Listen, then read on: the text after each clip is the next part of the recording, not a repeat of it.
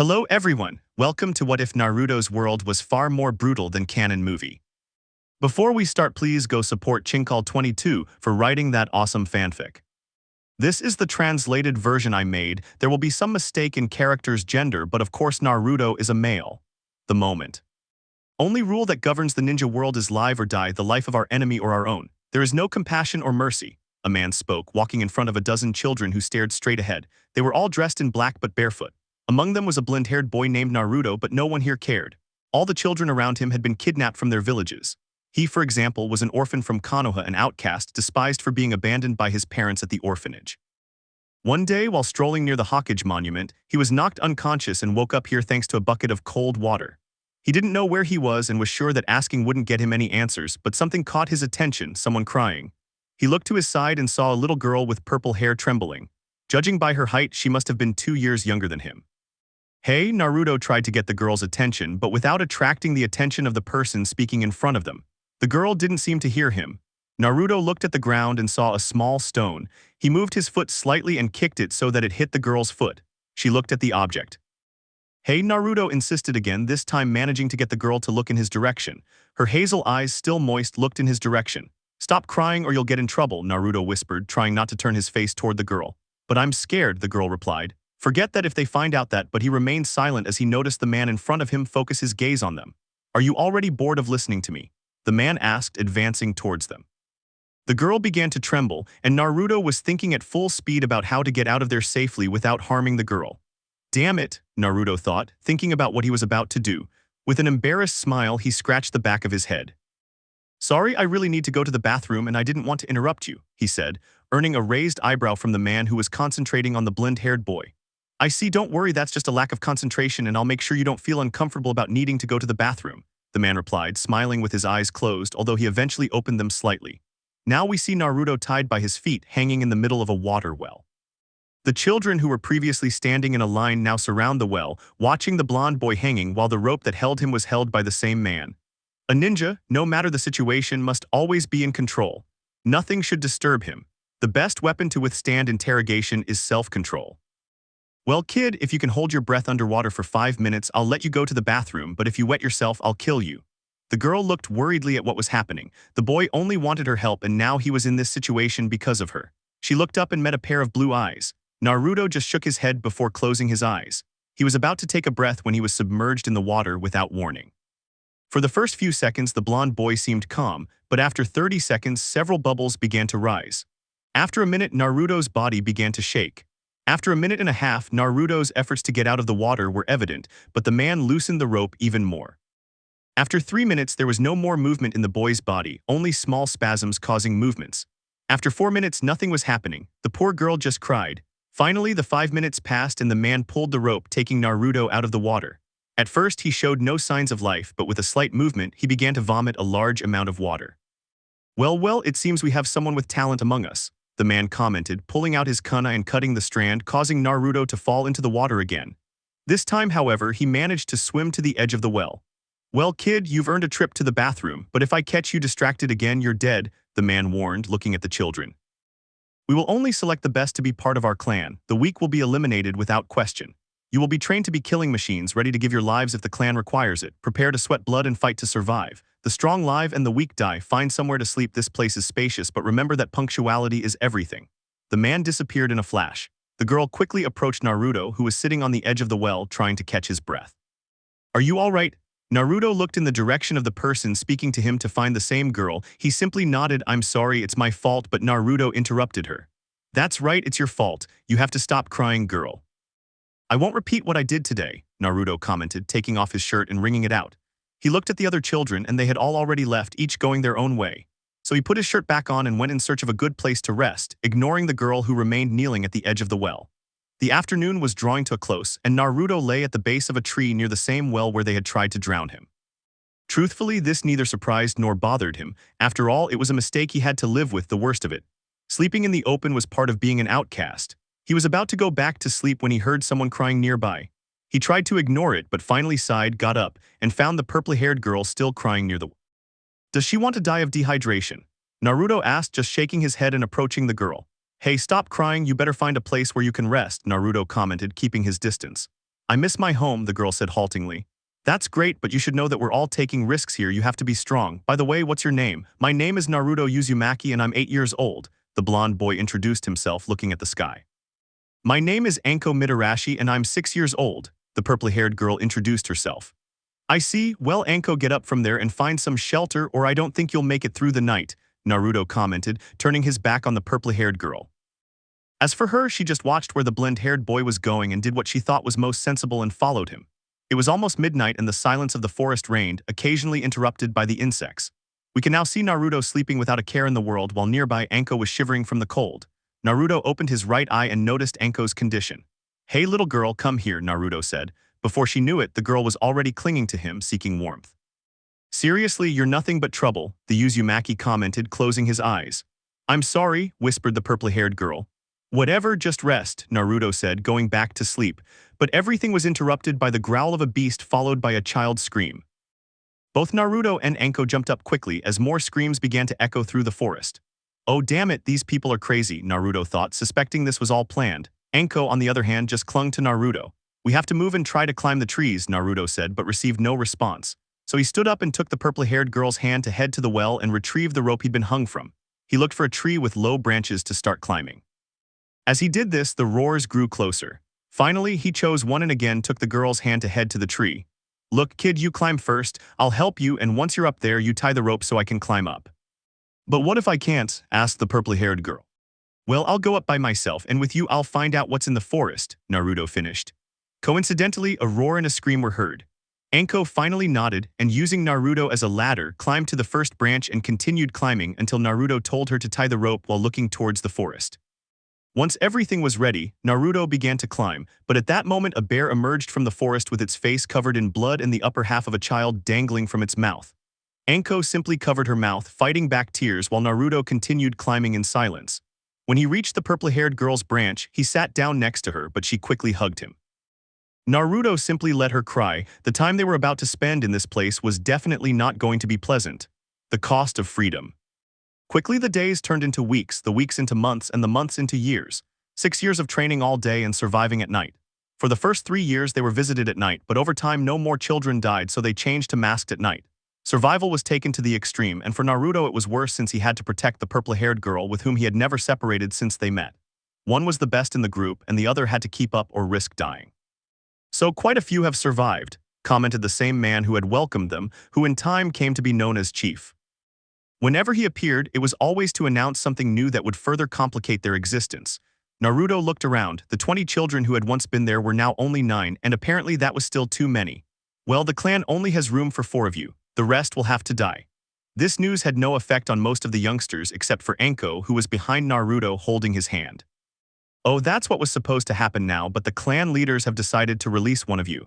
Since you've already completed your 6 years of training, from now on you will be sent on missions, either in teams or individually. For each mission, you will receive a black Ryu. Whoever collects 21st will be released.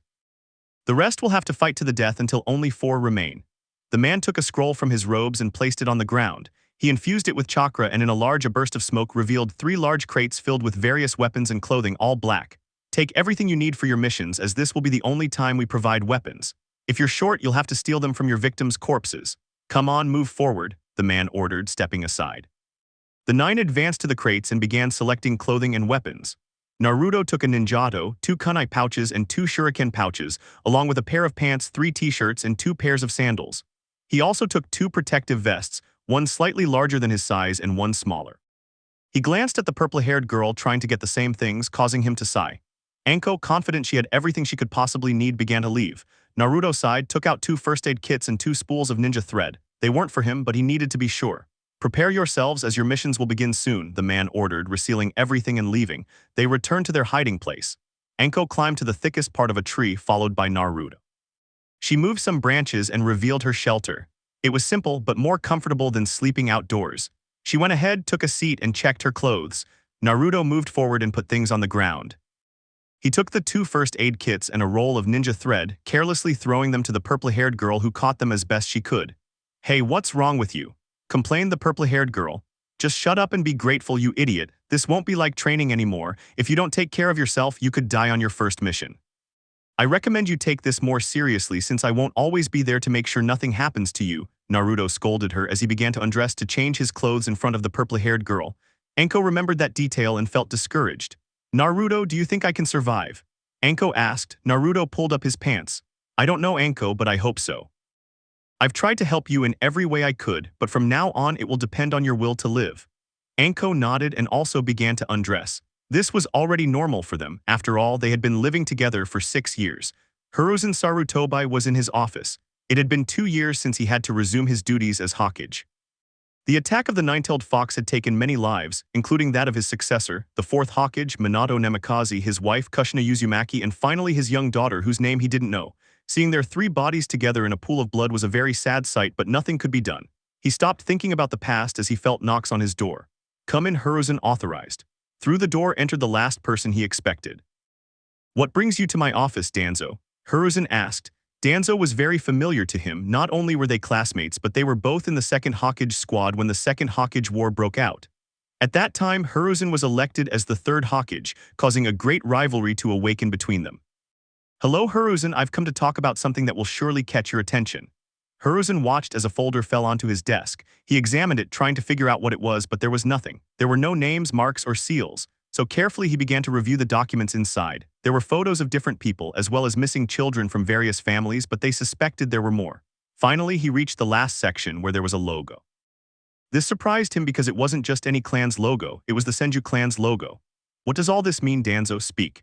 Danzo took a seat and looked at Sarutobi with his face, which expressed nothing. That's an investigation I started a year ago, but I suspect they've been at it for quite some time. There's an organization, or a clan as they call themselves, of assassins who have been working for quite a while, although I don't know exactly how long. They use the Senju clan seal, or at least some of them do. Hiruzen was just reviewing the documentation. It's not the first time we've heard of these groups of assassins. What catches your attention so much? The truth is that seeing them use the Senju clan seal was not surprising at all. Everywhere there were fanatics of the great clans. Do you remember the name Naruto Uzumaki? Hiruzen stopped looking at the folder and stared seriously at the Shinobi of Darkness. Of course he knew that name. He could never forget the name of his student's only son who disappeared more than 6 years ago. Do you think they? He left the following hanging in the air, but he didn't wait long for Danzo to nod. Their method of increasing their numbers is by kidnapping children between the ages of 6 and 9, the age at which they can begin training. I don't know their methods, as they seem to have a very powerful circle protecting them. I think that Brat Senju didn't die as we thought. Hiruzen leaned back in his seat considering the possibility. His student had left her son at the orphanage because she didn't believe she could take care of him herself. He didn't find out about this until 4 years later, but he didn't have enough staff to care for him. Then one day he disappeared from the village. If your suspicions are correct, we must delve even deeper into your investigation. Do you have any names of people who might be protecting this group? Hiruzen asked. Danzo pulled a folded piece of paper from his clothes. Hiruzen took it and opened it. The names on the paper shocked him, powerful businessmen and demons from less militarized countries. The list was quite long. These are all the ones I could reach, and the list could be longer. Hiruzen nodded. Several were allies of the village, and threatening any business they had would jeopardize their agreements. They couldn't afford to lose funds, especially considering they hadn't fully recovered from the nine-tailed fox's attack. The only way to do this was to do nothing, just like Konoha. You know Konoha can't get involved in this, Danzo nodded. But I'm leaving this in your hands. Whatever you need is at your disposal. He knew he was leaving the door open to someone very dangerous and loyal only to himself, but he had to find the child. That sounds good to me. When I have the child, I'll bring him to you immediately. Danzo stood up and left to begin planning his next move. Hiruzen just watched as the door closed behind Danzo Shimura. Time continued to pass in the elemental nations. A year had passed since they began going on missions. Naruto had collected 19 coins so far, while Anko had only collected 9. The redhead was the one who stood out the most in the group, quickly going from thief to assassination missions, putting pressure on the others. Although there were some who had already accepted their fate, every free moment they had was used to train, or rather, Naruto trained the purple-haired girl. Naruto, a masked man, appeared in the middle of a training session between the purple-haired girl and the Uzumaki. Anko looked at her friend. This was the last mission Naruto needed to achieve freedom, while she would have to stay and fight to survive. Naruto nodded, understanding the situation. He looked at Anko for a moment before leaving, without a goodbye or anything, just accepting his fate. When she was alone, Anko fell to her knees and began to cry.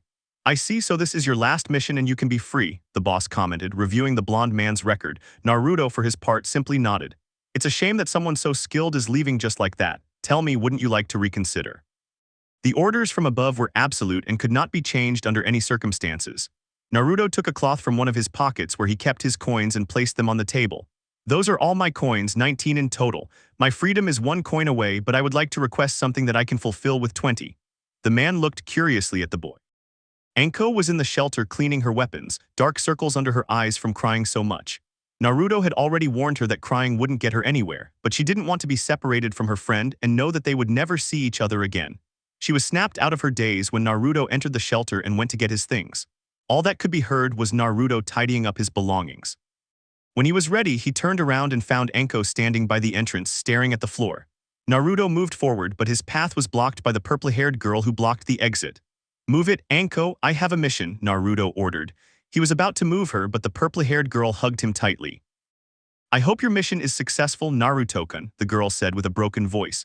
Naruto remained still. "Train while I'm outside," Naruto replied, taking the purple-haired girl by the shoulders. Anko looked up and Naruto noticed her flushed face. Anko raised her hands and took the blonde boy's face in her hands, pulling him towards her and kissing him. It was a short kiss, but it meant a lot to her. She pulled away from the blonde boy and let him leave. "See you later, Anko," was Naruto's farewell before leaving. It was a week later that Naruto returned and went to the chief's office to report what had happened on the mission. 10 minutes later, the 9 survivors were lined up in front of the chief. "Well, the opportunity to be free ends today. One of you has fulfilled the goal. As for the rest of you, you must prepare for combat, Anko Mitarashi." The purple-haired girl looked up in surprise, quickly glancing at Naruto, but he was only looking straight ahead. "Come on, girl, move it, we don't have all day," the man ordered. "Yes," was all the confused purple-haired girl said. "You are free to leave whenever you like. A transport team is waiting for you outside my office, that's all, leave." 7 of the children went to their hiding places, leaving only Naruto and the purple-haired girl. Anko looked at Naruto in surprise. "Why?" asked the purple-haired girl. She should be happy to be free, but seeing Naruto standing there only made her chest tight. "This place isn't for you, Anko. You're not strong enough to survive here. Go and enjoy a normal life," said Naruto. "But what about you?" the girl asked. "That's none of your business. Go away," Naruto ordered, turning to leave. "Naruto," whispered the purple-haired girl, watching the blonde-haired boy leave. Naruto took a kunai out of his case and threw it into the air in the direction of the purple-haired girl, landing a meter in front of Anko. "I won't be with you anymore, so you'll have to protect yourself," Naruto commented as he continued on his way. Anko took the weapon and noticed that her friend's name was carved into the blade. She looked at her friend again, but he was gone. She was about to go looking for him when a masked man grabbed her shoulder. "Your time is up," he said, then knocked the girl out, threw her over his shoulder, noticed the kunai on the ground and put it away too before disappearing. The secret of the torture expert. "Anko," she heard a voice calling her. "Anko, wake up." The voice sounded clearer, but it was interrupted by a cold sensation that made her wake up. She looked around and realized she was in her favorite place in the whole world at INT, and the one waking her up was her boss, Ibiki Morino, who was looking at her with a raised eyebrow. "Damn it, Ibiki, don't you know it's rude to interrupt a lady's sleep?" asked the purple-haired woman, now 20 years old, lying on a table with handcuffs used for torture. "It's a good thing there are no ladies here, it's time to work," the man ordered, opening the bedroom door and leaving the purple-haired woman muttering a lot of insults. He reached for his kunai case and took out one that looked older with engraved letters, sliding his fingers over the blades. "What would you think of me if you saw me today?" the purple-haired girl thought before hearing a man approaching, shouting that he was innocent. She put away the kunai and prepared to receive her visitor. She had an image to protect. "Come on, hurry up, because thanks to a bald man I'm in a very bad mood," she said grudgingly. As her next victim arrived, she remembered the 8 years she had spent in the village. Flashback. A genin team was returning from their mission. Their destination was Konoha. So far, everything had gone well. "Look, sensei, there's someone there," the woman in the group reported, pointing to the base of a tree. "Wait here and be alert," the jounin ordered, approaching the spot. When he reached the place his student indicated, he discovered a purple-haired girl who appeared to be unconscious. He landed next to the girl and reached out to try to lift her up. Just as he was about to grab her shoulder, the girl woke up and quickly moved away, breathing rapidly and looking attentively around the place. "Calm down, girl," the jounin commented, standing up. "Where am I?" the girl asked. "A few kilometers from Konoha," the man replied, calling to his students who landed next to him. "What's your name?" The purple-haired girl looked at him for a moment and closed her eyes. "My name is Anko Mitarashi," she replied, but quickly reprimanded herself, remembering her friend who told her to be careful with the information she shared. "I see you remember how you got here," asked the jounin, but Anko just shook her head in denial. "Oh, at least where you came from." "I was born in Konoha," he replied, recalling what he could of his childhood. "I see. What I can do is take you with us so you can get treatment in the village," the ninja commented, watching the girl's every move. Anko simply nodded. Almost leaping through the branches, the team and their companion could see large walls in the distance. That place is Konoha, indicated the Jounin escorting the purple-haired girl. After crossing the entrance, the genin went their separate ways, leaving the purple-haired girl with the Jounin sensei, who guided her through the village toward a large red tower visible in the distance. When they arrived, they greeted the guards and began climbing the floors, avoiding any other areas. When they reached the top floor, they headed to the only door with the village logo. The Jounin knocked and they both heard a "come in." The voice belonged to an older man. Without keeping whoever was inside the office waiting, they entered to find an elderly man behind a large desk. "Welcome," Hiruzen greeted, looking curiously at the girl standing next to one of his Jounin. The ninja bowed and the girl simply nodded. "Tell me, how can I help you?" The Jounin gave his report on his mission, including how he had found Anko unconscious at the base of a tree. Upon hearing the girl's name, Hiruzen grew serious. "I see, there's no need to explain further. Your mission payment will be deposited into your accounts." The Jounin nodded, puzzled, but then left. Once the Hokage and the girl were alone, Hiruzen opened one of his desk drawers and took out a folder containing several files. Among the pages, he pulled out a photo of a 6-year-old girl with purple hair. "Is your name Anko Mitarashi?" he asked again, even though the Jounin had already revealed that information. The girl nodded. "Were you kidnapped 7 years ago from this village?" Anko nodded again. "I see. Come closer and take a seat." Anko obeyed and took a seat near the desk, and so the conversation began, although it was more of a civilized torture to extract some information. Every time Anko hesitated or delayed, Hiruzen unleashed some of his murderous instinct until he finally pulled out a photo of a blonde-haired boy that surprised the purple-haired woman. "Naruto-kun," Anko whispered upon seeing her friend. "I see you do know him, so you've been with him this whole time?" Hiruzen asked, leaning back in his seat. "Yes, he was my only friend in that place. And he was the one who looked after me so that what happened to the other children who were killed during the night or in training wouldn't happen to me. Thanks to him, I survived the 6 years of training and I'm here now," the purple-haired girl commented, reaching into one of her pockets where she noticed an object. Without considering the consequences, she took out the object but was stopped by an ANBU who placed his ninjato against her neck. However, Hiruzen stopped him, shaking his head and causing the ANBU to disappear. Anko, meanwhile, was frightened by her previous situation. "I'm sorry, but they're part of my security." "Can you reveal what you have in your hand?" the Hokage asked. Anko snapped out of it and revealed a kunai. Hiruzen didn't notice anything unusual about the weapon, but Anko turned it to show a name written on it, Naruto Uzumaki. That was the clue he needed to confirm that the Uzumaki was still alive. "See, so your story is true," Hiruzen stood up.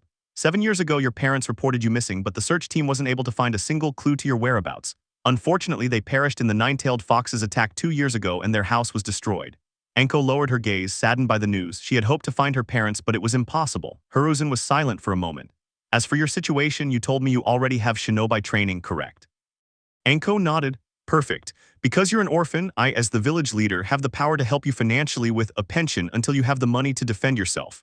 That will be until you find a job or graduate as a ninja. And with that in mind, I propose you join the new generation of genin who are about to graduate. What do you think?" Hiruzen asked, fully intending to help the girl but also to watch over and protect the only person who has reliable information about his student's son. Anko thought for a moment but nodded without further ado. "I'm glad. I'll come for you tomorrow. For now, ANBU." The same ANBU who had recently worn his ninja toe around his neck was now standing, awaiting his leader's order. "Take the young lady to the ninja quarters. Let her choose one." The ANBU nodded. Hiruzen opened another drawer and took out a sum of money which he placed on the desk. "This is your pension for this month, Anko. Use it wisely. The ANBU will accompany you to the market so you can buy food, and for today I only recommend you rest." "Well, that's all. All that remains for me to say is welcome to Konoha." Anko Mitarashi, the purple-haired girl, nodded. "Thank you, Hokage-sama," the girl replied as the Anbu took her shoulder and they disappeared in a shunshin. "So you're still alive, Naruto," Hiruzen murmured. Thus, Anko began to integrate into the village. In the few months she spent at the academy, she befriended several of her classmates, but she socialized most with Kurenai. After graduation, she was placed on a team with a white-haired boy named Kabuto and Tetsuhyuga. Their sensei was one of the legendary Sannin, who quickly noticed her great skill in the shinobi arts. As time passed, she relaxed and became more comfortable with those around her, and Naruto Uzumaki faded into the background.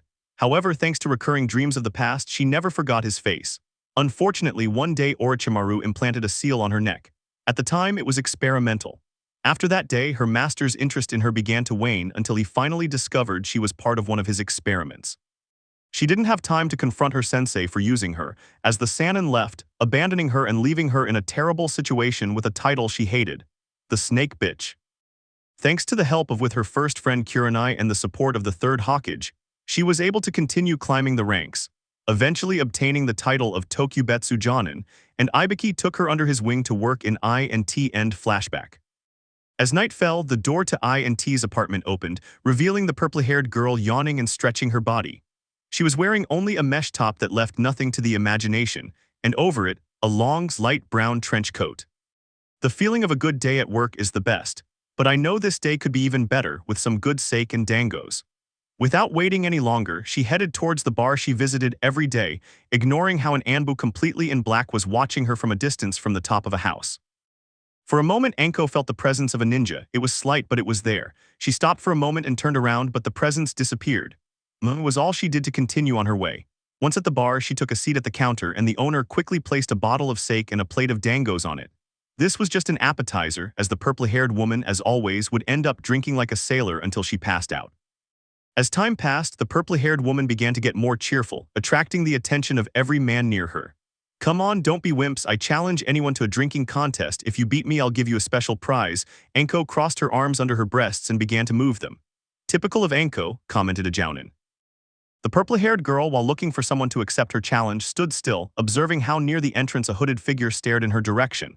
The other people began to disappear before the purple-haired girl's eyes. The hooded figure reached out to begin revealing his face. Anko's happy face began to mutate. When the hood was removed, the glass she was carrying fell to the ground. "It can't be," she whispered, observing a face she hadn't seen for 8 years. There he was, with his more mature face, his blue eyes, his blonde hair. Everything was there. "Anko, are you okay?" A woman with wavy black hair approached her and began to shake her. "What?" asked the purple-haired girl, but again she looked in the direction where she saw the blonde-haired boy. Without answering, she began to move forward among the people, but she didn't find him. "What's wrong, Anko?" the woman asked again. "I saw him, Kurenai. I saw him," Anko commented, still looking for the blonde boy. "Who did you see?" Kurenai asked. "I saw Naruto. It was him. I know it was him. He had a more mature face, but it was him," Anko commented, still looking in all directions. Kurenai watched as the purple-haired girl's skin became paler, as if she had seen a ghost. "I think drinking so much sake made you sick. Let's pay for what you drank and go rest," recommended the dark-haired woman, looking for someone with the characteristics that the purple-haired woman described about her friend, but there was no one. "But I'm telling you the truth," the purple-haired girl insisted. "Leave it, Anko, let's go." Anko looked one last time and nodded. "You've certainly changed, Anko," murmured a jounin with long black hair, leaving the bar and heading towards the alley next to it. The scene quickly shifted, revealing the same Anbu uniform but completely black. Naruto looked up and saw the moon's position. It was past midnight and he had to complete his mission. "We'll meet again," he said, beginning to be swallowed by the darkness. A revealed truth. Danzo didn't know how all his plans were destroyed overnight, especially now that he was in Hiruzen Sarutobai's office trying to explain why the fourth Hokage's daughter, who was believed to be dead, was still alive and locked up in the Root Anbu facility. "Apparently you didn't consider that there was an information leak. Now tell me, Danzo, what should I do with you?" Hiruzen asked, looking coldly at the leader of Root Anbu. "Everything I've done is for the good of the village, something you lack, Hiruzen," Shimura replied without flinching. Hiruzen nodded. "In that case, for the good of the village, I will initiate an investigation into all the acts committed by Root Anbu, and I assure you that your Anbu forces will be disbanded forever. As for your future, it will be determined after the investigation is completed. As a recommendation, stay in your house and don't do anything stupid, or give me the pleasure of hunting you down and killing you like the rat you are, Anbu." 2 Anbu landed on either side of Danzo. "Escort Danzo Shimura to his home and make sure he doesn't receive any visitors or leave the premises." The Anbu nodded. "Your efforts will be in vain, Hiruzen. At the end of the day, I will be free and you will be kneeling as you always have been." With that, Shimura turned to leave, escorted by the Anbu. This is only the first step to regaining control of the village. Naruto Uzumaki Namikaze, 11 years old, and above all, the Jinchuriki of the nine-tailed fox. That's very sensitive information that must be handled with care, Hiruzen thought, thinking about the young blonde girl who had appeared today lying on the 3-seater sofa in his office, along with a birth certificate issued by the leader of Root Anbu. Now the question is, who brought the girl to his office, bypassing all the security surrounding the tower? Both Anbu and security seals were useless against this unknown character with great abilities. Walking down a corridor lit only by candles on the walls, Naruto could be seen returning to report the outcome of his mission. At the end, a door could be seen. Without announcing himself, he opened it and found the boss with his back to him. "How did the mission go?" the man asked. "Danzo is being investigated and monitored while the Hokage gathers more information. He will no longer be a problem," Naruto replied. The man nodded and turned away. Excellent, as we agreed you are free to go wherever you want, Naruto, but I hope we can continue working together in the future. The black-haired man took a scroll from the table and threw it to the blonde-haired man, who caught it without any problem. There shouldn't be a problem, by the way. What happened to the previous boss? Naruto asked, unrolling the scroll and observing the seal. The redhead's question made the black-haired man smile. He is now being watched in Konoha thanks to you, he replied calmly. Naruto stared at him for a moment but returned his attention to the scroll. So everything I asked for is here? Naruto asked.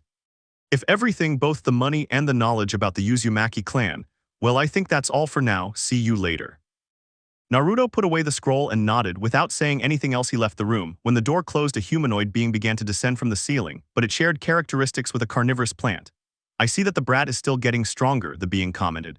Yes, but as long as that force is used to our advantage, there's no problem.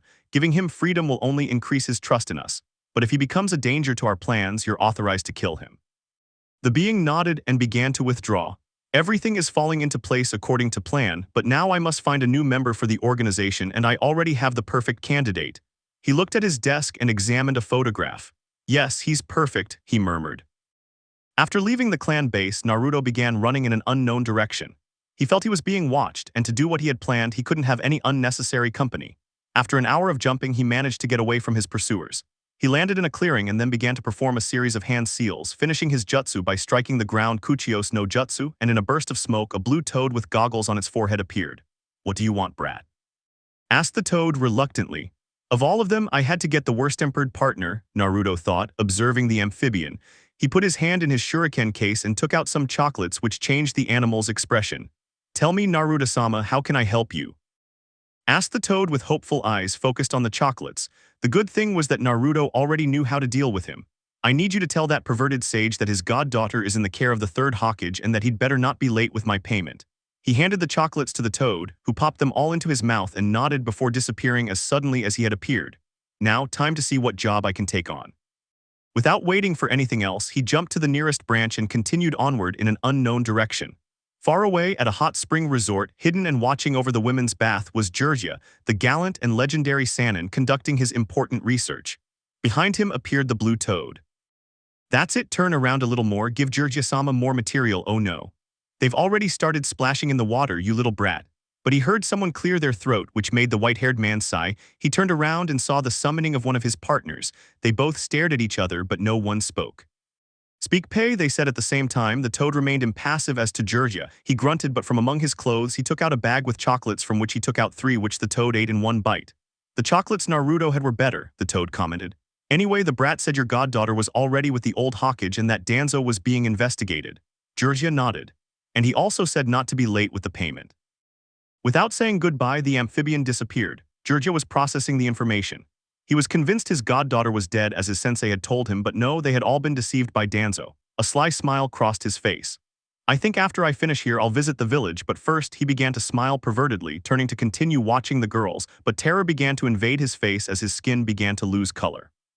In front of him, arms crossed and covered by a towel, stood something terrible, Tsunade Senju, with several veins standing out on her face.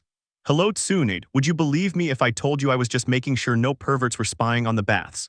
He commented with an increasingly high-pitched voice, while the image of Tsunade grew larger and larger. Oh, I see, well, you deserve a prize. People passing by the hot springs saw a white and red object disappear into the distance. Back with Tsunade, smoke billowed from her right fist. Damn pervert, she growled.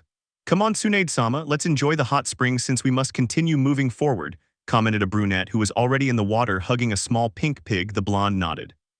Hiruzen and Jiraiya were watching as a girl with long blonde hair slept as if nothing that had happened had occurred. I'm glad to know their daughter is still alive, Hiruzen commented, walking around the bed and taking a seat beside it. Yes, to think that Danzo was the one who had her hidden, but the good thing is that from now on we can give her a normal life or something close to it.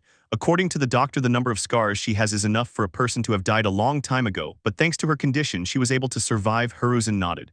By any chance, do you have any information on how Mito appeared in my office? Hiruzen asked, observing the girl. Jiraiya simply shook his head. He had an agreement with the blonde man, and for both their sakes he wouldn't reveal anything.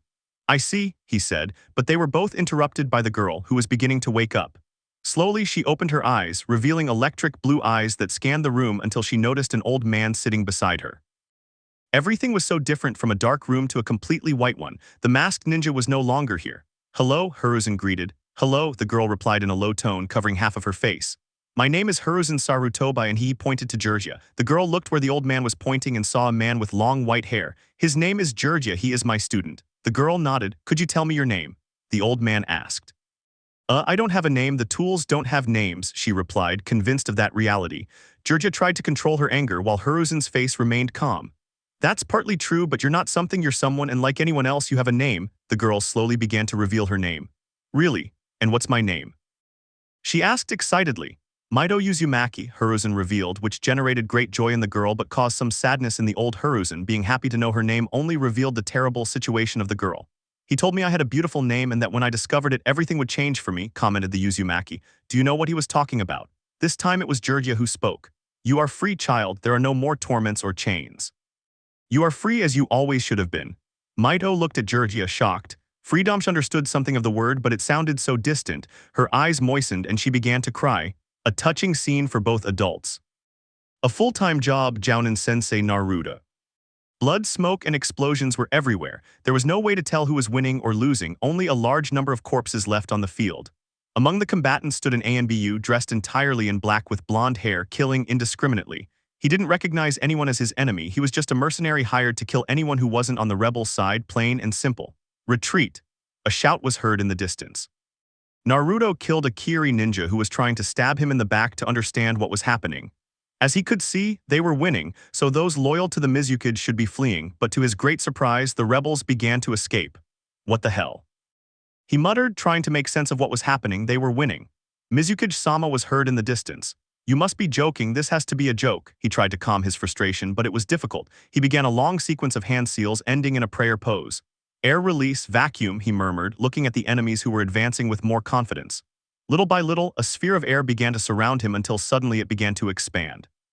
Those inside the jutsu began to suffocate until they fell to the ground. Naruto held the technique as long as possible until he cancelled it, falling to his knees.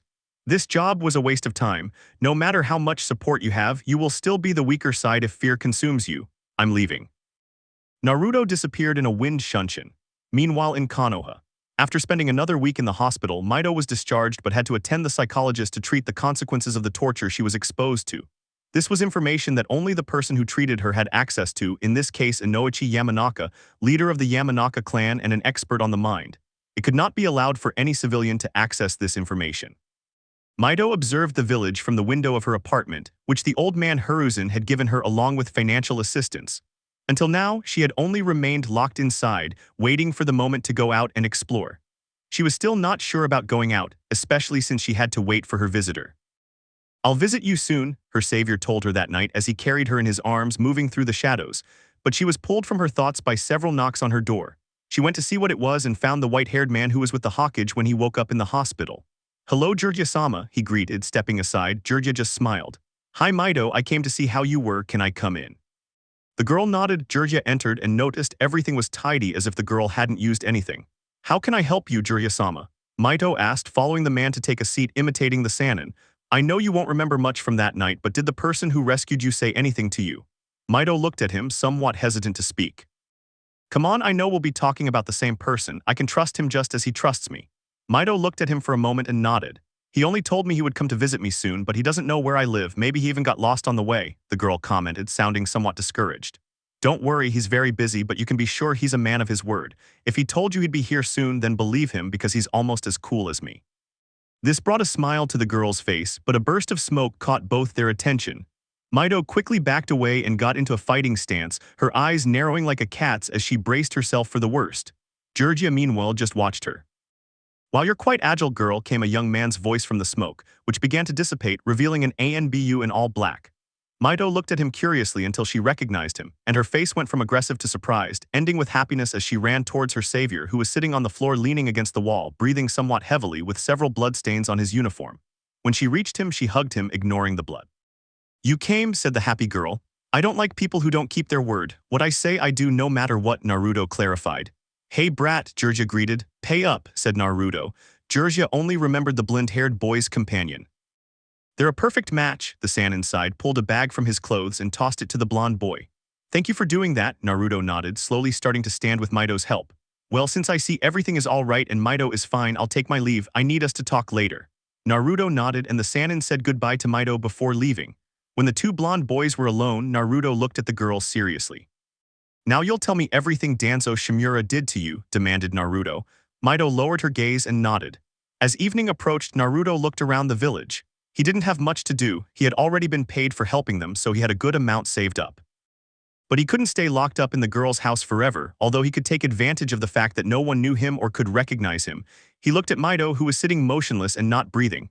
"Myth," Naruto said. The girl looked in his direction. "I'll treat you to lunch." The girl looked at him in surprise but quickly nodded. "I'll change and we'll go out." He was still in his Anbu clothes and the smell of blood was already getting to him, and the girl should start enjoying her new situation. When they were both ready, Naruto opened the door, but they both looked in surprise at who was waiting for them outside. Hiruzen stood with his hand outstretched to knock on the door, but it was opened.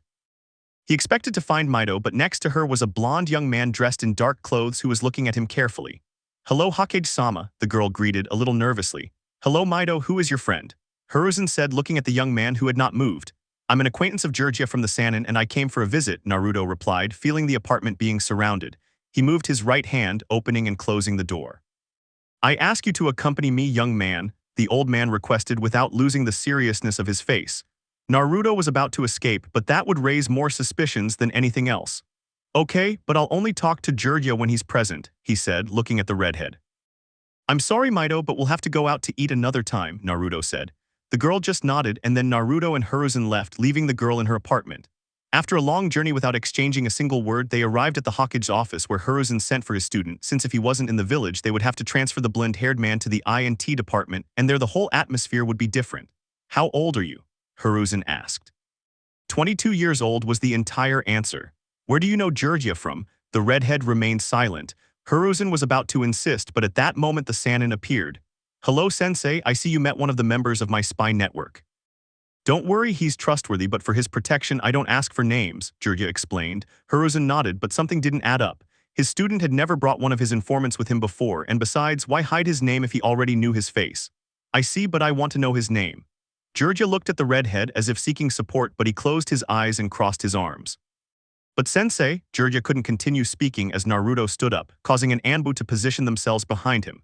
The situation was becoming increasingly serious, but everything was interrupted by the entrance of another Naruto. "Don't worry, Jiraiya, tell him, and before I leave I'll kill everyone who knows my name," Naruto commented, installing a seal on the entrance of the office. Several Anbu descended from the ceiling ready to attack the blonde-haired man. "Come on, the idea is not to complicate things further," Jiraiya commented. "Things got complicated when the old man showed up surrounded by Anbu at the brat's house," Naruto replied. "Tell me your name," Hiruzen demanded, standing up and leaning back on his desk. "My name is Naruto Uzumaki." Naruto summoned his ninjato, "and now you will die." Jiraiya sighed and positioned himself between his sensei and Naruto.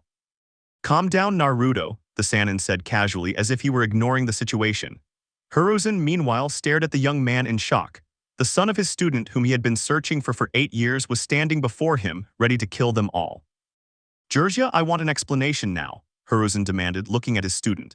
Jiraiya glared at Naruto, but the blonde-haired man ignored him. After a lengthy explanation from the Sannin and verification by the blonde-haired man, Hiruzen, based solely on the information the white-haired man possessed, prepared a document and handed it to him. "Tomorrow at 10 a.m. in that direction, don't be late or I'll put you in the bingo book with a big price on your head." Naruto took the scroll, read it, and destroyed it with his wind element chakra. Nodding, he started to leave without saying goodbye. An Anbu stood in front of him to stop him, but Naruto exploded into smoke. "Typical of Naruto," Jiraiya commented, receiving the full annoyance of his sensei. "A full-time job, Jonin Sensei Naruto Uzumaki II. Seriously, kill them all, couldn't you think of anything better to solve everything?" Jiraiya asked, sitting next to Naruto in a park, ignoring the presence of the people passing by. "He knows my job depends on my anonymity, that's why I don't give names when I'm hired. All payment is in cash. What would happen if that old man revealed my identity, huh? It would be the end of me. Does he even have any idea of the missions I've carried out? If my name came out, I'd be the target of powerful figures." Jiraiya sighed. From what little he knew of the blonde man, almost everything was related to his missions as a bounty hunter. Assassination, capture, robbery, kidnapping, and the list was quite long for someone who was only 22 years old. "Well, it's too late to change plans. You must remain in the village since Sensei already knows your name, and the moment he notices your absence, your name and face will be in every bingo book in the world." Naruto sighed. This was a mountain of shit about to fall on him, and his future looked uncertain. the old man definitely had some interest in him. Otherwise, he would have simply expelled him from the village or sentenced him to death for threatening him. Now, all that was left was to wait. If there's no other way, it's getting late and Mido must be hungry. I'll stop by to buy some food on my way back. I'll stay at her house while I'm in the village. I hope she can help me out when I want to do some work. See you. Naruto stood up and left without looking back. Georgia looked at the sky and then imitated the blonde boy's action. Come on Kurenai, today I want to beat my personal record for sake bottles, exclaimed Anko, trying to convince her friend to accompany her to the bar. No Anko, breaking your record means I'll have to make sure no man tries to take advantage of you while the sake's going to your head. Plus I have something planned for tonight, Kurenai confessed, walking with the purple-haired girl. Oh come on Naicha, seriously you'd rather spend the night with Asuma than go with me? The dark-haired girl just looked at the purple-haired girl. I won't fall for that game Anko, I'm old enough and so are you. Life isn't always all laughs and more laughs. Anko looked away, somewhat annoyed. This was her daily routine, and now she would have to do it alone. She was so caught up in her own problems that she didn't notice a young man walk past them carrying a bag. Imagine a very handsome man walked by and you didn't see him, Kurenai remarked, drawing Anko's attention. What? Asked the purple-haired girl, confused. Nothing, forget it. Well, see you Anko, if you're going to drink please make sure you don't overdo it. Anko just nodded. They both stopped and left in different directions. While Kurenai went to meet Asuma, Anko headed towards the bar. Mido, after Naruto and the old Hokage left her apartment, simply stayed and didn't go out to eat. She drank some tea and that was it. She wished she had known they would take so long so she could have taken the opportunity to buy groceries. The redhead was interrupted by knocks on her door. She went to see who it was to find Naruto, who came with a bag in his right hand and holding in his left hand, he was carrying a delicious cake. Don't ask any questions and just set the table so we can eat, Mido nodded. Naruto took off his sandals and went into the apartment. The food in the bag had been bought on the way back, but the cake was from a woman who looked at him strangely and seemed to be hoping to win him over. He simply shook his head at the idea. I'd better forget about it and pretend nothing happened, the blonde decided as he tidied everything up. After a pleasant dinner, Mido went to brush her teeth and go to bed. As for Naruto, he took a futon from one of his scrolls and lay down to sleep on the floor. After drinking who knows how much, Anko was lying in a corner. Just look what we found, two men approached Anko, who was without her trench coat revealing her body. Come on kids, you don't have what it takes to play with Anko-sama, the purple-haired woman commented, mocking the men. Well, we'll have to see about that. With that, the men lifted Anko up and the three of them left together. A new day was beginning in the elemental nations. Mido was asleep but slowly began to wake up and looked around her room. It was so nice to know she was no longer locked up. She checked the time and noticed it was 10:30 in the morning. She got up, grabbed the clothes she would wear that day and a towel and went to the bathroom. She expected to find the blonde boy, but there was nothing there and the house was tidy as if Naruto hadn't been there, which disappointed her. Oh well, maybe he would come back later. In training field number 7, Hiruzen along with Jiraiya and Kakashi can be seen watching Naruto in a kenjutsu match against Yuga Uzuki. The truth is, the level was similar, although it was noticeable that Naruto was holding back too much. Stop, Hiruzen ordered. Damn it, Yuga growled as she disappeared. I can live with that, Naruto commented, approaching the three men. What's next? He asked when he was in front of them. You're quite the brave brat, that girl has already put a price on your head, Jiraiya commented. Now we'll test your jutsu, the Hokage commented. Kakashi took a step forward. Kakashi will be your opponent now. Naruto nodded, moving away to a more open area. Kakashi followed, but kept his distance. Begin, Naruto sighed, relaxing his body. A light layer of chakra began to envelop him. Kakashi lifted his headband, revealing the weapon for which he was known throughout the elemental continent. Naruto smiled before disappearing. Kakashi's eyes opened slightly as Naruto's presence vanished. He wasn't camouflaged. The blonde-haired boy's chakra was everywhere. Hiruzen was equally impressed by the level of control over the wind element. He knew Danzo as a master of the wind element, but this was on another level. Careful, was Naruto's voice that Kakashi heard behind him. He quickly moved away, but Naruto was nowhere to be seen, so he did the most sensible thing. 3 clones appeared next to Kakashi and began performing hand seals simultaneously. Fire release. Great fireball, the attacks came out in the 4 cardinal directions. The wind speed increased, creating a dome that enclosed the silver-haired man, causing the fire to begin to spin, forming a tornado. The heat inside was already high enough, so, making the ram seal, it was replaced with a wooden log. Naruto appeared in the middle of the tornado, flexed his legs, extended his arms to the sides, and like a shockwave the fire spread, burning a part of the forest that surrounded the training field. Both Kakashi, Hiruzen, and Jiraiya were protecting themselves with walls of earth. Sorry, this is an experimental jutsu, only for emergencies, Naruto commented, straightening up. There's no need to continue with this, sensei, Jiraiya commented, and Hiruzen nodded. That concludes this, Naruto. Let's go to my office so I can tell you my decision. Naruto nodded. Thank you very much, Kakashi. The silver-haired boy nodded and disappeared in a shunshin. Then the three remaining boys also disappeared in a shunshin. Back in the office, Naruto noticed a folded uniform on the desk. Hiruzen walked around his desk and took a seat. Well, Naruto Uzumaki, you passed every test I set for you without any problem, so I have nothing more to say except congratulations, you are a new jounin of Konoha. Hiruzen took the uniform and extended it towards the blonde boy who was looking at him with no interest in what was happening. And who told you that I want to be a jounin of this village? Naruto asked. Jiraiya just closed his eyes.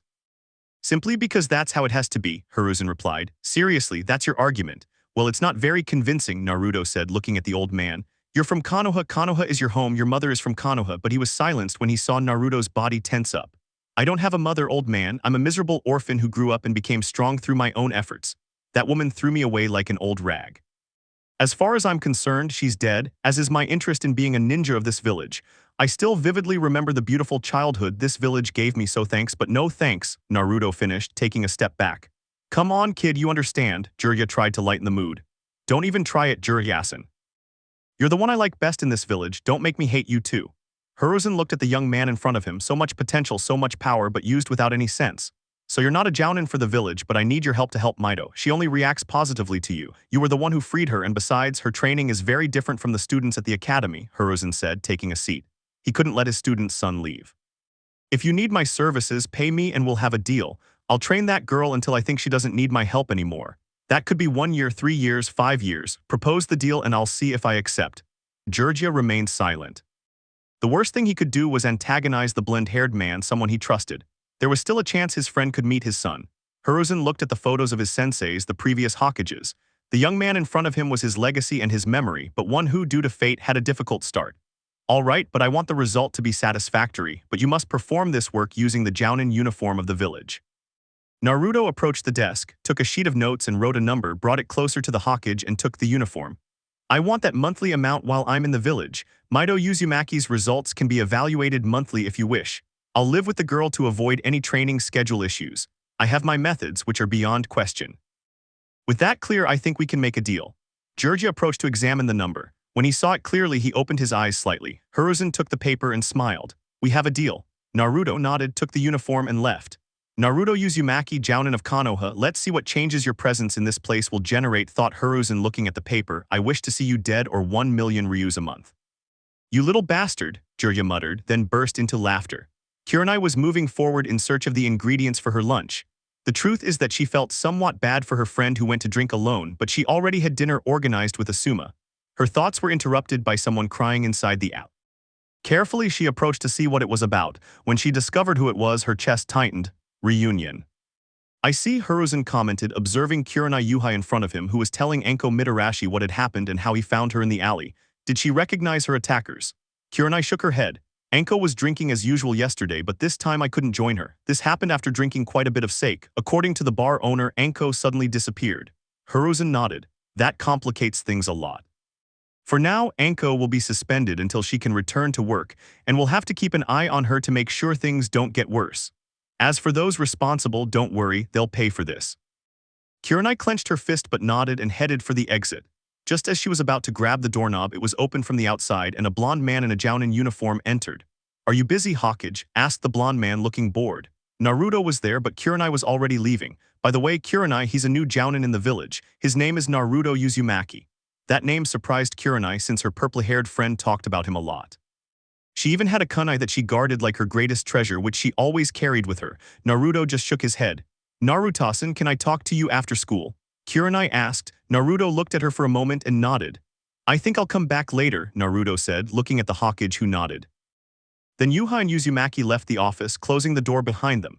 Hiruzen stared at the exit. This was a unique opportunity for Naruto to begin forging bonds that would tie him to the village, even if it cost a life or two. But as long as no one filed charges, everything was fine. We just have to wait and see how your son Tsunade reacts, Hiruzen commented, leaning back in his chair. Meanwhile, with Kurenai and Naruto. After telling Naruto what had happened to Anko, she waited for the blonde boy to react in some way, but nothing. He remained as indifferent as he had been inside the office. A situation that annoyed Kurenai. She's a kunoichi, being abused is part of the dangers of this ninja world. I hope she gets better, Naruto replied. Kurenai couldn't stand this, and in a swift movement she slapped the Uzumaki. "Damn it," she growled, but was grabbed by the wrist just inches from her face. "I don't know who you are and I don't care to know, but if you hit me you should be prepared to finish what you start," Naruto said in a very low tone. Kurenai did not lower her gaze and her annoyance did not lessen one bit. "You're a miserable person, she misses you and longs for you, but here you are acting like nothing happened when she went through something so difficult. It was awful," the dark-haired girl whispered. Naruto let go of her and started to walk away without looking at the dark-haired girl who wouldn't take her hand off him. When Naruto left the Hokage Tower, he looked up to see that it was still early. Mido was at the academy and he had to prepare the redhead's training. With nothing else to do, he began to walk away calmly in an unknown direction. Hashirama Senju was the first Hokage of Konoha. He was known for his immense chakra reserves, but above all for the Mokuton element, which unfortunately was not inherited by subsequent generations. He's the only known surviving Senju. While the teacher was conducting his history lesson, Mido looked outside the classroom at a specific tree. She felt she was being watched, but she couldn't make out who it was. Mido Uzumaki, she heard them shout her name, which made her look at the blackboard. "Yes, Uroke-sensei," replied the redhead. "I know today is your first day at the academy and you're not used to being in one place for so long, but you must pay attention in class or I'll have to take you out of the room, understood?" asked the Chunin in charge of the class. The redhead nodded as Uruka continued with his class. As for Mido, she looked at the tree again, but there was nothing there anymore. "You must not stand out, your grades must be the same as the class average, disappear from the radar and do not attract unnecessary attention." Those were Naruto's instructions when he accompanied her to the academy. She understood him. Ninjas should not attract attention, and she had to carry it out no matter what. The rest of the day was normal, but in the afternoon both Naruto and Mido disappeared without a trace, a situation that was reported to Hiruzen by the Anbu who was guarding the Jinchuriki. Mido watched as two immense statues rose up, facing each other, bearing the seal of the ram. They are Madara Uchiha on the left and Hashirama Senju on the right. This valley was created thanks to their last battle. According to some historians and witnesses, the earth trembled when their attack struck, and each blow transformed their surroundings. "I think they're just exaggerating. They were powerful, but there must be someone who can stand up to them now," Naruto commented, removing his tactical vest that identified him as a jounin. "Today in history class they talked to us about Hashirama Senju," Mido replied, admiring the place. "Yes, but don't pay any attention to what they say. To them, Hashirama Senju was the kindest person in the world, but like any ninja of his caliber, his hands were stained with the blood of his enemies, perhaps with more deaths to his name than anyone ever labeled a murderer. It's common practice in every village to conceal the stain on their historical figures, but that's not what brings us here. I was entrusted with training you and turning you into a decent kunoichi, not to mention the village's weapon," Naruto commented, watching Mido lower her head. Apparently she had heard this before during her time locked away. "I know it's not what anyone wants to hear, but it's true. Ever since Hashirama Senju distributed the tailed beasts among the different villages, the Jinchuriki are and will be seen as the ultimate weapon that must be controlled to the point of death if ordered to do so. It was the harsh truth no matter how much they tried to disguise it with sweet words. So I'm just a weapon, according to Jiraiya-sama. I'm free. Did he lie to me?" the girl asked, confused. "Jiraiya, like any ninja, can lie, but it's not a weapon he likes to use. Of all the people you could possibly know, he's the most trustworthy, even more so than me." Mido watched Naruto as he pulled out a scroll and conjured several weapons on the ground. "Well, we're wasting valuable time. We should take advantage of the remaining sunlight. First, we'll assess your current level and we'll work from there. I want you to attack me with everything you've got. Don't hold back or this will be pointless. By the way, I'll defend myself and retaliate. This ends when I say it does." Mido nodded and assumed a taijutsu stance. A gust of wind carried a leaf that landed between the two blonde-haired individuals and they both leaped into action, exchanging blows. As night fell, Naruto made sure Mido wasn't so badly injured that she'd miss class the next day. He caught a glimpse of the redhead's power, and she was definitely more advanced than her classmates, but she lacked a defined style. She simply did what she'd been taught. Her taijutsu stance was too rigid, severely limiting her abilities. Her aim was good for a genin, but she needed to improve, as did her shuriken technique. She couldn't cast genjutsu, but she also couldn't be affected by it. Her kenjutsu was non-existent, as was her ability to perform jutsu. Her strength was good, but it could be increased by achieving better chakra control. Now he just had to prepare a training plan for the Uzumaki girl. He glanced one last time at the sleeping child and closed the door. It was well past midnight, and the hospital was eerily silent, broken only by the click of the heels of the nurses checking on the patients. A nurse passed by a door and glanced at the patient's information board. With a look of disgust, she walked right past. The patient's name was Anko Mitarashi. Inside the room, the purply-haired woman was asleep. The window was wide open and seemed destined to remain so all night. The blankets were scattered on the floor, the result of Anko's constant tossing and turning. She was now a victim of the cold and helpless as she was bound at the wrists and ankles. Anko began to wake up uncomfortable from the cold and the gags. She hadn't even been given dinner, so hunger was already taking its toll on her resistance. Her gaze expressed nothing, and her large dark circles showed several hours of crying. She looked around the room and found nothing strange, empty as always when she ended up in the hospital. No one cared about the snake dog except for Kurenai. "You look awful," a man's voice said from the room. Anko simply stared at the ceiling. She slowly felt someone approaching the bed, moved the chair to the side and sat down. "I didn't think I'd find you in this state. I warned you to get stronger, but it seems you turned a deaf ear." Anko looked in the direction of the voice and saw him. It was him. Her eyes welled up with tears. Naruto looked at the purple-haired girl, and her messy hair reached up to her face and tried to brush the tears away. "Naruto," the purple-haired girl whispered, crying silently. The blonde-haired boy stood up and went first to her feet, which he began to free, then her hands. When Anko was free, she hugged Naruto and buried her face in his chest. Naruto looked at the purple-haired girl and how fragile she was, raised his arms and hugged her. When the purple-haired girl calmed down, Naruto pulled away to get some bags containing various foods. Anko's stomach growled loudly at the smell, embarrassing her. Contrary to her usual personality, she was now acting shy while being watched by the Uzumaki as he took out different containers of food. Anko looked excitedly at everything on the bed but was looking for something else. Her search was interrupted by a light tap on her head. She looked up at the Uzumaki and saw a tray of her favorite sweets, which brought a happy smile to her face. "Eat quickly, I don't want to be seen here," Naruto commented, sitting next to the purple-haired girl. "I knew you were in the village. Kurenai didn't believe me, but I was sure," Anko commented while eating. "Anko, do you remember who did this to you?" Naruto asked, interrupting the purple-haired girl, causing her gaze to dim. Anko simply shook her head. "I see," Naruto replied. After that, the blonde boy remained silent, watching as the purple-haired girl finished her meal. They talked a little about their experiences, and finally Anko began to fall asleep. Naruto settled her in her bed, covered her with the blankets, looked for the purple-haired girl's clothes, took out his kunai case and found what he was looking for. He took the kunai and hid it under the purple-haired girl's headboard. He looked at Anko one last time and approached the window. A clone appeared beside him. There were no instructions, the original left, and the clone closed the window and then blended into the darkness of the room. Team 7. The bar was full of ninjas resting as usual, all chatting and laughing about anecdotes from their missions. For a ninja, returning from a mission was just another day of life. Oblivious to the atmosphere, Naruto was drinking in the same spot Anko always used, with a plate of sake and an empty bottle in front of him. Suddenly, a group of men entered the bar, very animated. The bartender looked in Naruto's direction and then at the group that approached the bar. "I want the best sake you have," one of the men requested. Naruto drank what was left of his drink and approached the group, taking a seat at a safe distance. So it was true after all. Naruto listened to their conversation. "Even the doubt is offensive, my friend. I'm telling you, I was a virgin and it was one of the best nights I've had in a long time," commented one of the men. "Anko Mitarashi, the bucking snake, now it suits her very well." That was all for Naruto, who got up and began to walk swaying as if he were drunk. When he passed by the group, he tripped and pushed the men who looked at him badly. "Sorry, ladies," murmured the redhead, ignoring the men's annoyed stares. "Hey, idiot, why don't you watch where you're going?" one of the men shouted. Naruto looked at them as if trying to focus on them, but he dismissed it and continued on his way. "Faggots," muttered the redhead, walking while trying to keep his balance. "What did you say?" asked the one who admitted to having abused the purple-haired girl. "I said they're faggots, you bucking idiot. Do you like being told that?" Naruto asked, looking annoyed. "Damn it," he said, approaching Naruto and grabbing his clothes, ignoring the uniform he was wearing. "If you're going to fight, you'll leave here," shouted the bar owner. Naruto was about to speak, but he began to be led away by the one who wanted to attack him and escorted by his companions who also looked at him angrily. "See you later, old man," Naruto shouted, waving goodbye with a big smile on his face. The bar owner stared at him and nodded. "Rotten hell, you bastards," thought the bar owner. The group, along with Naruto, headed to the alley next to the bar. When they were out of sight, the person pulling Naruto pushed him, causing him to fall, but he didn't fall as he had been.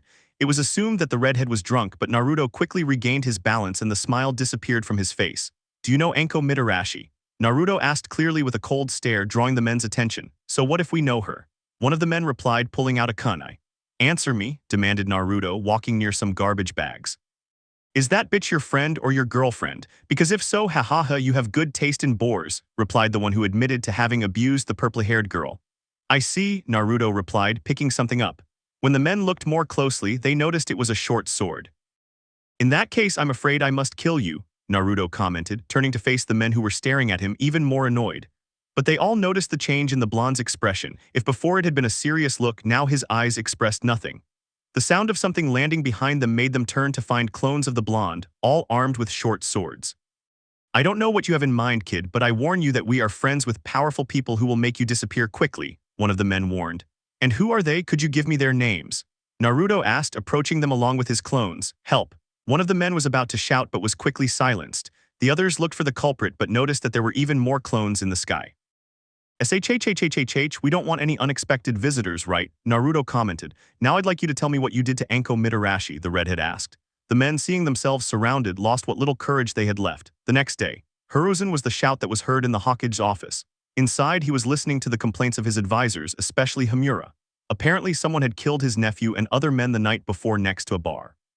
It was terrible news, especially if the killer moved within the village or was an infiltrated ninja, but it wasn't as if he knew the culprit. I'm sorry, Hamura, but there was nothing that could indicate who was responsible for the deaths of those men, Hiruzen replied, but this did not convince the advisor. Hiruzen, you must understand how dangerous this is, because if an enemy ninja has infiltrated, we cannot take it lightly, Koharu commented, noticing how her partner was losing control of his emotions. If that were the case, I think I should increase the number of ninjas investigating what happened. But for now, I must continue working so, but everything was interrupted by a knock on the door, which was then opened by Naruto, who entered the office without greeting anyone. Hokage, I'm going out with Mito from the village again today, he commented casually. What is this insolence? Hamura complained, now quite annoyed. I see, Hamura Koharu, I need to talk to Naruto so you may leave, Hiruzen said, looking at the blonde-haired man who was ignoring the advisors. But Hiruzen. The advisor almost shouted as Koharu grabbed his arm. The old man looked in the direction of the woman, but she only shook her head. Hamura broke free and left without saying goodbye. The same happened with the woman leaving the office in silence. Hiruzen sighed and leaned back in his armchair, picked up his pipe and added some tobacco. So the Anko issue is resolved? Asked the third Hokage, lighting his pipe. He looked at Naruto's face, searching for any sign that indicated he was the one who killed those men. I don't know what Hiruzen is talking about. Last night I stayed at Mito's house making sure nothing happened to her. Strange as it may seem, I felt many presences surrounding her house. Hiruzen inhaled deeply and exhaled a large amount of smoke. It seemed it wouldn't be so easy to get information out of the redhead. I see. In any case, we have no leads on a killer on the loose inside the village. As for Mito, you can take her, but you must ensure nothing happens to her. I'll make sure no one hangs around her house at night. Naruto nodded and turned to leave.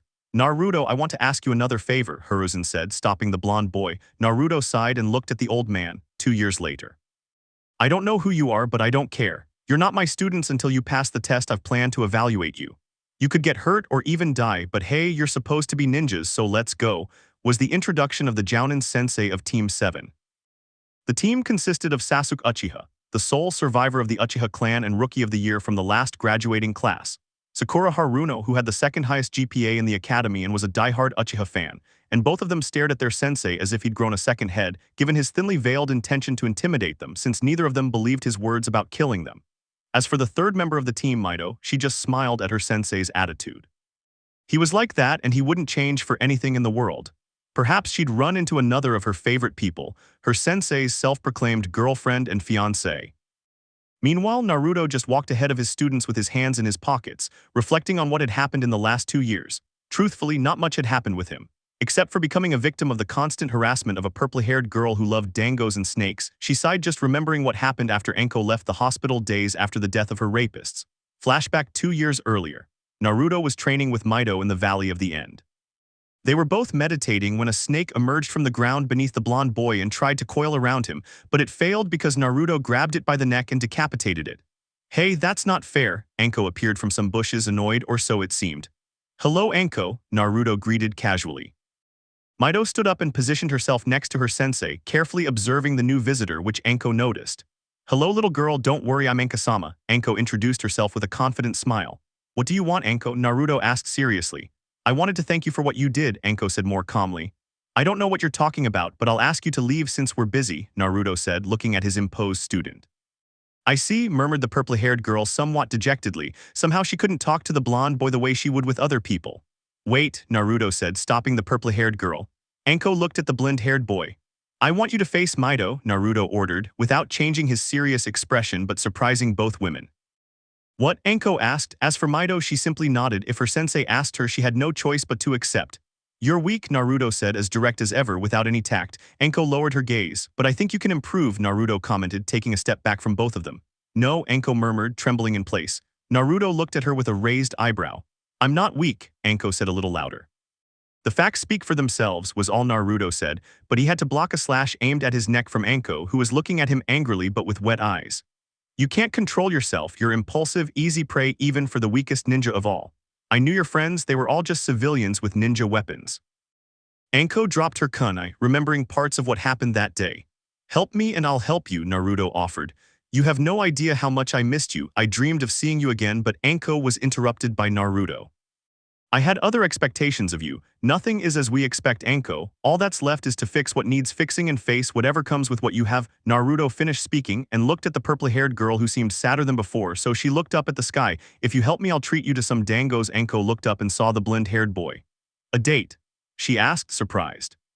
Mido was in the same situation, but mainly because she wanted to meet someone else in the village besides Jiraiya-sama. The idea of a date was something else entirely. Finally, Naruto looked at the purple-haired girl, confused. It wasn't even close to what he had planned. He would only buy her some dango as a thank you, but if that would make her drop that depressing attitude, it was well worth the price. Whatever, Naruto finished as he was hugged by Anko, who smiled happily at what it meant. End flashback. Mido's progress was according to plan, allowing the Uzumaki to fight a Chunin without problems. But well, that was a story for another time. For now, she had to bring toys to Anko. Let me know in the comments below if you guys want the next part. Also check out my other video that has been shown and left. Thank you for watching. If you enjoyed this video, please like and share this video. And have a fantastic day. Bye.